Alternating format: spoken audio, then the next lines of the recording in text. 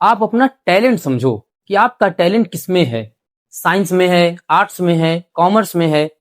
जिसमें आपका टैलेंट होगा, मजा आ जाता होगा पढ़ करके, उसी को आगे कंटिन्यू करना। क्योंकि बिना मजे के या बिना टैलेंट के अगर कोई काम करोगे आप, तो वेस्ट हो जाएगा आखिरी में।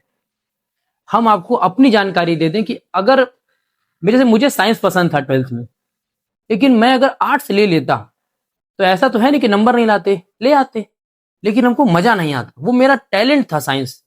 आपका अगर टैलेंट है साइंस, तो आप उसको जरूर लीजिएगा। आप उसमें दुनिया की हर चीज चीज पा लेंगे जिसमें आपका टैलेंट होगा। अगर आपका साइंस में इंटरेस्ट है, टैलेंट है, तो आप उसको जरूर लीजिए। लेकिन आप कोई पता ही नहीं चल रहा है कि मेरा साइंस में है या आर्ट्स में है, तो फिर आप अभी अंधेरे में है। पहले आप पता कीजिए, सब कुछ पढ़ के देखिए, आर्ट्स भी पढ़ के देखिए, साइंस भी पढ़ के देखिए, कॉमर्स भी पढ़ के देखिए।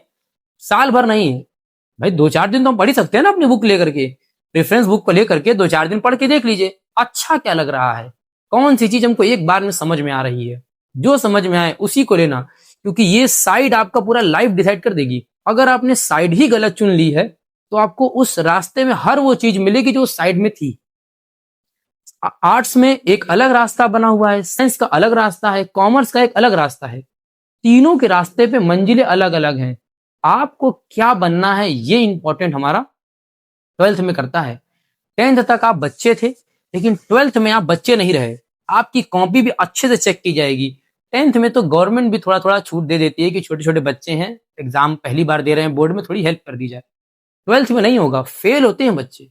एक गलत डिसीजन आपका 2 साल खा जाएगा, पूरा 2 साल। 11th और 12th, तीसरे साल आप फिर 11th में जाओगे। यानी कि जो आपके दोस्त 10th में थे, आप उनसे तीसरे साल मिलोगे दोबारा 11th 12th करने के बाद। बढ़िया समझो आप, गलत डिसीजन आपके 2 साल खाएगा, और जो पैसा बर्बाद होगा वो अलग, जो आपको पूरा लाइफ डिसाइड करेगा यही चीज। ऐसा नहीं है कि आपने साइंस ले लिया तो तुरंत ही साइंस लेते ही आपकी जॉब लग जाएगी, नौकरी नहीं लगती।